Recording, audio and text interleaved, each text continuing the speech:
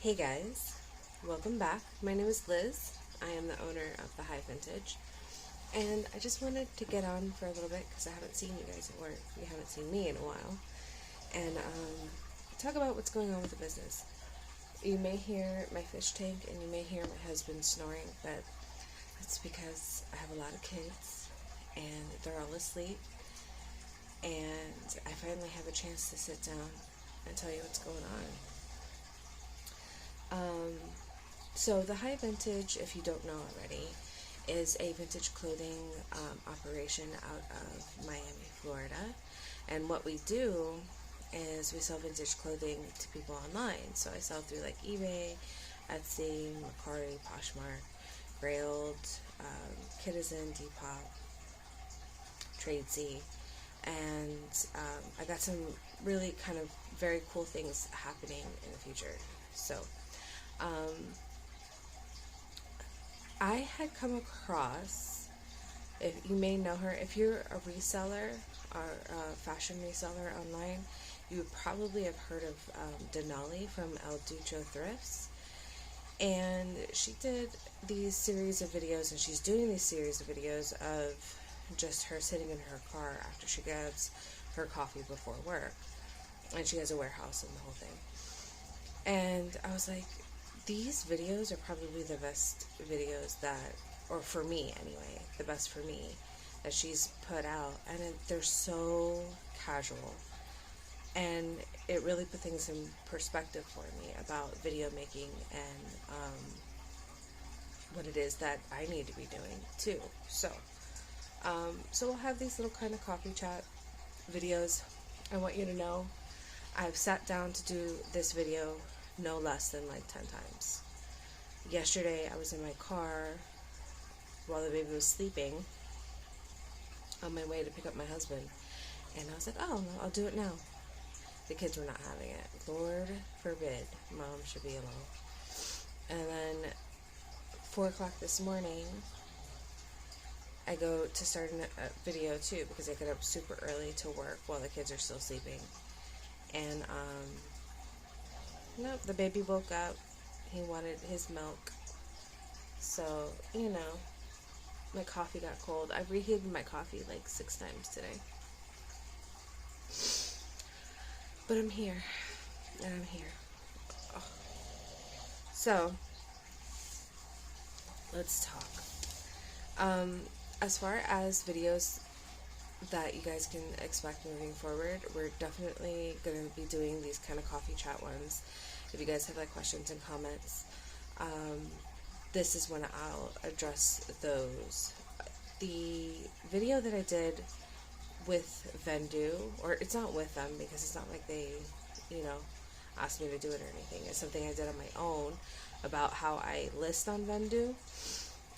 Has been my most popular video, and it's also been the one that I feel has been able to give the most information, because it's like a 2-hour long video where you guys are listing with me, or an hour long or something crazy like that. But it's a long video, and if you know anything about Vendu, it's a cross-listing and inventory maintenance program that you can purchase, and it's a monthly subscription, and it's been invaluable to me. Like, invaluable. I don't know what I would do without it, to be honest. So I am going to do an update to that video, and it's going to be, I'm going to assume, an ongoing thing, because Vendu is consistently coming out with better and newer programs and features within the program, I should say, that I could do a new video probably every month just on Vendu. I had been holding off because there was a huge batch of features that they released all at once, and I wanted to get good at those before I did a new video. So I feel confident enough to do that video, so we're going to do that soon. So look forward to that, to an update of the Vendu video. I'm thinking maybe I should date them I don't know. We'll figure that out. I also had been working on a Christian Dior, like history or like what to look for kind of video. Only because I had a bunch of Christian Dior hit my local thrifts and a couple of estate sales I went to. I found a lot of 1950s ready-to-wear Christian Dior that was made in the USA. And I think that that information is not out. Like, I have to, in my listings, give a small history lesson just so people don't get it taken down thinking that it's not legit because of the fact that it's made in the USA. So we could definitely go through that, and I wanted to, but then I got sidetracked because House of Gucci, the movie, is coming out soon. I don't know. If you're going to see House of Gucci, please let me know down below. I want to know. I definitely am going to see that only because it's so fitting. And you know what else is really fitting to what I do, believe it or not? The movie Cruella. If you have Disney Plus, watch that movie if you haven't already. If you have, let me know if you like it. I loved it. I thought it was fabulous. And I'm a sucker for the villains anyway. So I really enjoyed it. I don't know if you did or not, but if you did, or if you didn't, let me know in the comments. So House of Gucci is coming out, and so I got sidetracked with that because I was like, oh, I didn't know, like, that there was this whole, like, murder plot and all this craziness, and I love true crime. Like, Bailey Sarian is, like, my no-homo freaking girlfriend. Like, I love her so much. If you don't know who she is, YouTube her. She is amazing. She's fabulous. So, I didn't know, like, it was that in depth. So then I, like, got sidetracked because, hello, neurodivergency, right? But, so I'm still working on that. I'm still doing I'm still working out the visual for it because I'm a very visual learner, and I feel like those who are into the art that is these designers would probably be like me. Who knows? But I'm still working out the visual aspect of it. And being that now I'm shifting to, like, I mean, my videos were never super formal anyway, but I just want to get them out. So I might be rethinking that. So we'll have a Dior video coming out soon. Now, I want to do a video on how I clean vintage clothing, right? I had always done it the same way. When I get home from a shopping trip, it gets divided by machine wash, hand wash, dry clean only. Right? Lord Jesus, my whole world has toppled on to itself. Okay. Through some article, I forgot what I was looking up, but I came across an article online that had stated that once a dry cleaner opens in a building, nothing else can ever go there except a dry cleaner. And it's because of all the toxic chemicals they use to clean the clothes. Okay, I might be super green to the... I had no idea that that's what was going on, was these... what? So I'm taking these beautiful garments and putting toxic chemicals into them and then sending them to my customers like it's all GWOD good. So, and then the other thing is too, my customer is mostly Gen Z, like my age and younger. I am, I'm a millennial, I'm 83. So it's like millennial and Gen Z are my basic customer. I very rarely, except for my hard goods. My hard goods sometimes I sell to Gen X and like boomer generations. So those millennials and Gen Z are very eco-conscious. And now I'm like, what am I doing? I mean, is dry cleaning really the best thing to do for these?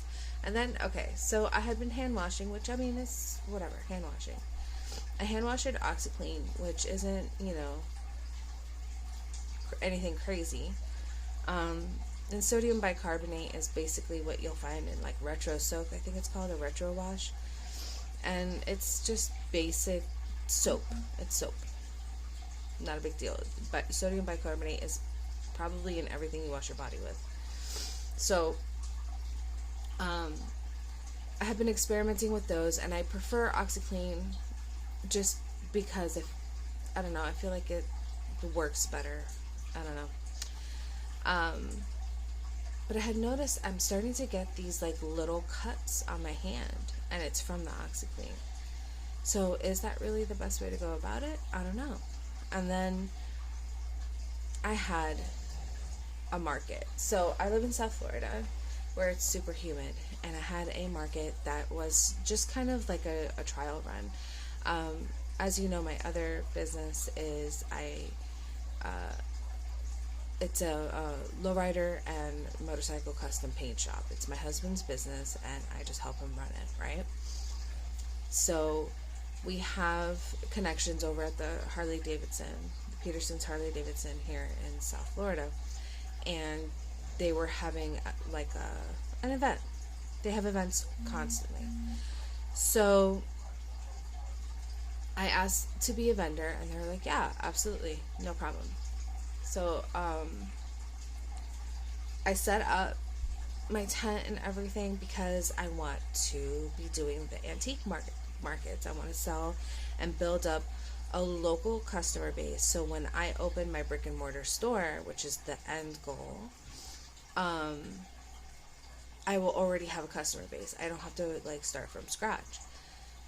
So I want to set up my tent. I want to see what it looks like. I want to go through the whole process and hit all those bumps in the road, see how long it takes me to set up, see if I have enough inventory, if I have too much inventory, all the problems. I was like, hit me with all of them, you know? And I got a major problem. So the event went from 8 p.m., I want to say 8, till midnight. By like 10 o'clock, 2 hours in, all the clothes stunk. It was disgusting. So I've been on a mission on finding what really is the best way to clean and get rid of odors within vintage clothing that's not going to compromise the integrity of the piece and not going to ruin the planet, like at this point. So I am going to do a video on that, but like I'm like in the middle of like some serious experimentation. I even bought an ozone machine.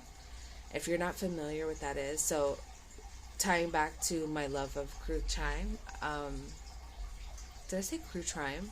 Oh my god, that's so funny. True crime. I had searched up what hazmat crews use to clean up the smell of dead bodies. Now, I'm not saying that this smelled like dead bodies, because it didn't. But I figure if it could get the smell of decomp out of a room, it could get the funk out of thrifted clothes, right? And then also, like, I remember, I think the video's on here. I passed my first Escada find because it reeked of cigarette smoke. So if I can get, like, there's no cleaning that out. Like, the tar is in the fiber. But according to what I've read about ozone, ozone therapy can actually break down those molecules. It'll, like, cling onto it and, like, devour it so it no longer exists, is my understanding of this. Don't quote me on this, but so I'm excited about that. I'm going to use my car as the ozone tent because I don't want to accidentally kill any plants or animals. It's serious, y'all. It's serious. So, it's much like putting off, like, you know, when you fumigate your home, like a roach bomb or something like that, like how you have to evacuate. It's like that, except that you don't have to clean up everything after because of the fact that ozone, like, is the ultimate in sanitation. So we're going to be doing that. So now about the business real quick. So if you are a reseller, then this part of the video is for you. If you're not, you could always just kind of exit out in case this is stuff doesn't really mean anything to you. But sales have been okay, you know, but I had realized that I had hit a wall. Like, I'm one person, and it's not just me. I'm taking care of 3 kids. I'm taking care of my husband. I make 3 meals a day. I'm driving everybody around. I'm doing all the things, right? And my story is not unique. It's not. But I've got a lot going on. And so, with that, I can't go beyond what I've got. Like, it took me forever to get over 400 listings. And some people would gawk at that, like, really? But the good part was that I was selling so much that I couldn't stay over 400 listings. So, I had toyed with the thought of hiring someone and what that would look like. And I decided to just do it. I'm going to do it. I had sold in the beginning of this month. Was it this month? Yeah. I had sold for some reason, and I think it's because I've had been putting in the history of Christian Dior into my listings, and people were super interested. I sold a bunch of Dior pieces, and that pretty much made my sales for the entire month. And I've been kind of slacking since then, which isn't good. But so with that, when that money came in, I took that money and invested it into hiring 2 people. So the first person I hired is my teenage son.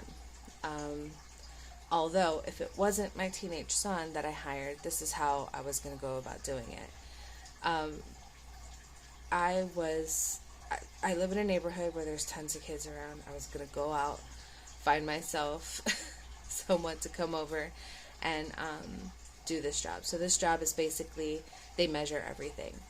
First of all, before I even get anywhere, I sat down and timed out every single step of my process. I know exactly how long it takes me to wash an item, how long it takes me to photograph it, how long it takes me to measure it, how long it takes me to list it, how long it takes me to cross-list it. I know all of that down to the minute. The 2 longest things for me are measurements and writing the listing. Those take me the absolute longest. So those were the 2 items, because I wasn't just going to up and hire out, because the whole process isn't exactly enjoyable for me, but I don't mind doing it, you know. So I wanted to hire out the parts of the process that were taking up most of my time, because each individual item on its own, it's kind of like, you know, it's a little bit of a time sucker, but I wanted the largest time suckers to be hired out. And it ended up being writing the listing takes me 7 minutes to write out the listing. No, I'm sorry, 5 minutes. And taking measurements and because I would research while I took the measurements, took me 7 minutes to do. So this is what happens now. I hired that out, the measurements and research part. Now, the thing is that I can't expect my son to have the base knowledge on how to research an item, because he'll be looking at a tank top and he's like, I don't get it. And so it was getting increasingly more difficult for him to find these items, you know, and learning how to Google them, basically. So I have him just measuring, and we actually, you know what? I think I have a form here. I'll show you what it looks like.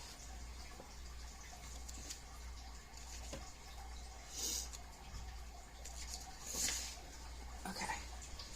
So this is the form, and I don't know if it's going to come out right ways or backwards or whatever. And I could probably insert the form here. But I made this form so that way it streamlines everything, and that way the communication is clear. It has the title, and then a box where you circle men's, women's, girls, boys, baby, unisex, or other. And then size, and then so you write in the size number. The title is left blank. I'm the one that writes the title, and he fills in the gender, the size, waist, chest, pit to pit, hip, length, inseam, sleeve, rise, shoulder, and SKU, SKU. So what I use the SKU for, if you have seen my previous videos, is my inventory system is a numbered bag system. So we just put that in there. And then he weighs it and adds the proper, so I've taught him what goes into what kind of box. So he has all the box options here and the weight.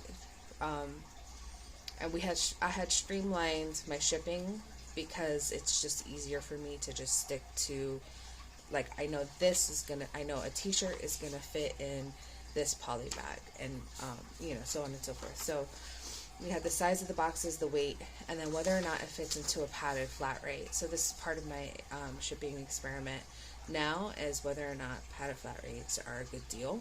So I have it on here. If it fits, he has an actual padded flat rate envelope, and he tries to put it in if it's over a pound. If it's under a pound, we don't even worry about it. And then condition. So I never put excellent condition or new tags. Everything is always in good pre-owned condition. Unless it has tags, then I put excellent pre-owned condition. I never put new in box or new with tags or anything like that, even if it is, because one thing that I've taught my people, it's best to under promise and over deliver. I was supposed to say under deliver. We don't want to do that. And then I have a whole line here of damage, and so he fills out pretty much this whole center part. I'll do the title real quick.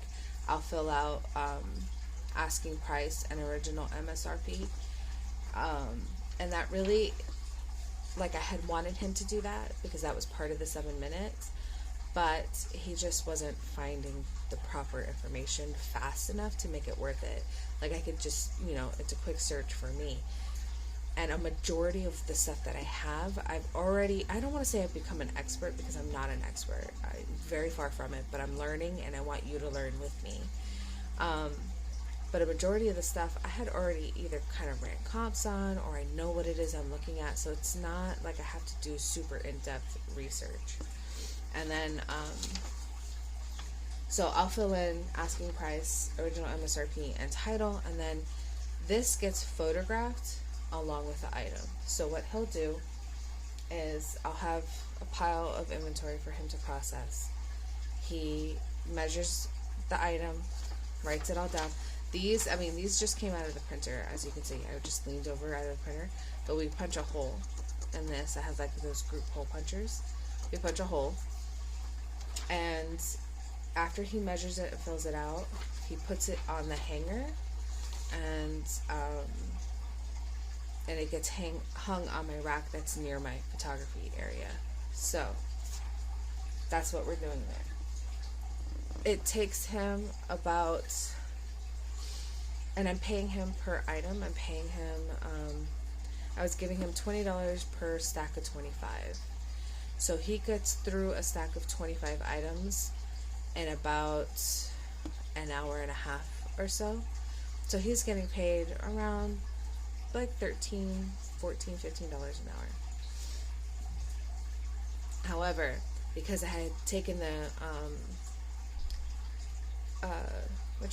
the research part of it away from it, we worked it out to where it was going to end up being 52 cents per listing that he's doing. So I pay him basically 52 cents for each listing that he does. He comes after school, and he knocks out what he can in between homework and social life, so that's how that works. Then after my rack is full, I sit there and I knock out the photographs, and we try to do things in batches of 25 because that's how I timed everything. so I can try to get everybody faster and more efficient. And then, like I said, I photograph the item, front, back, tags, damage, and then this slip.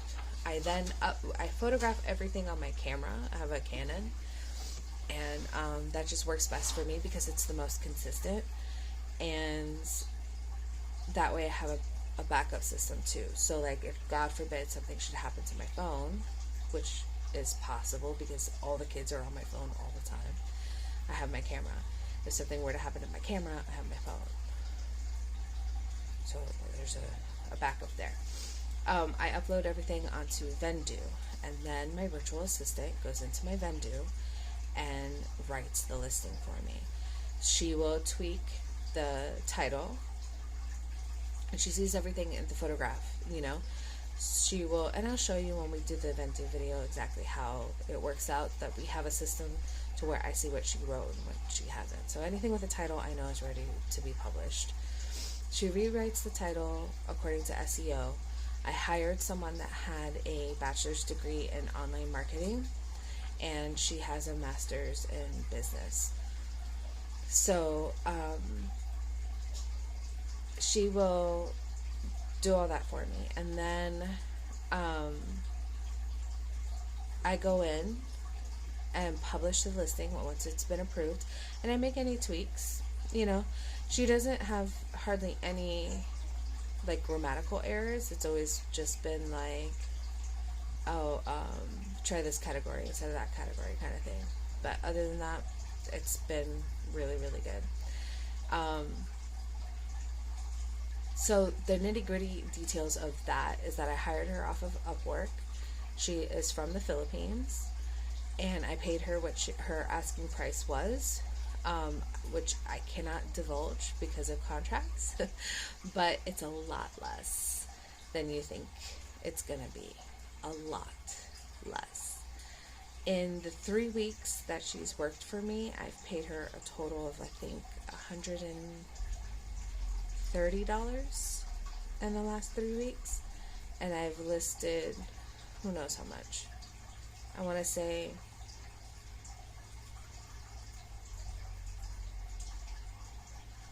I've listed maybe over 150 items, something like that. So it's been working out, and you gotta also take into consideration like 4 or 5 of those days was training her. So, you know, I'll do a video on exactly how I did it, but if you cannot wait for that video, if you look up El Ducho Denali is her name, El Ducho is her company. She did a video on hiring a VA. I highly suggest you look into that. And I think the biggest question is, when do you think that you know you're ready for a VA? And that's when you just can't handle everything on your own. Like, you want to grow, but you physically cannot do anymore. And that's when it's time. So right now, my biggest issue is I think I've gotten a little too relaxed. Like, she's not cranking them out as fast as I would like her to, and I'm not. But when I ask her to, she does it. So it's not like her, it's just me. So, and my lack of coaching as far as that's concerned. But I'm also like, I feel like with the market kind of threw things for a loop, because then my focus was fixing these clothes, you know. So I have a little backlog. I'd say there's probably about 50 items on my rack right now that need to be photographed. I have about 40 items in queue that need to be listed, and she's got, I don't know, maybe like 10 or 15 items that still need to be written. But I'm definitely cranking out listings faster than I was before, but now I need to find my footing on everything else. So that's pretty much what's going on. As I move forward, though, I need space. Like, my house is being ran up. And I have a storage unit, so my inventory is in storage. You guys have seen my storage unit.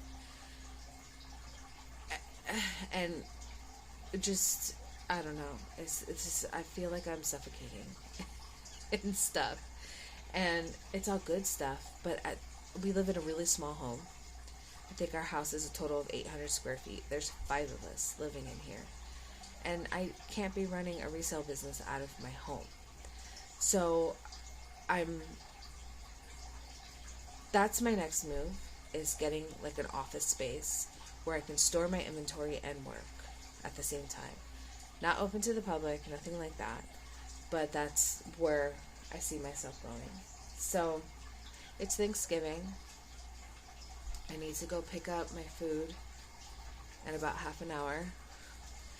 And I hope you all have a great Thanksgiving. Thank you so much for, joining me through this video. I hope it wasn't too long. But I think this is good. I like the casualness of this. And yeah, that's it. That's all I got for you. If you are interested in fashion history, if you are interested in secondhand, saving the planet kind of vibes, and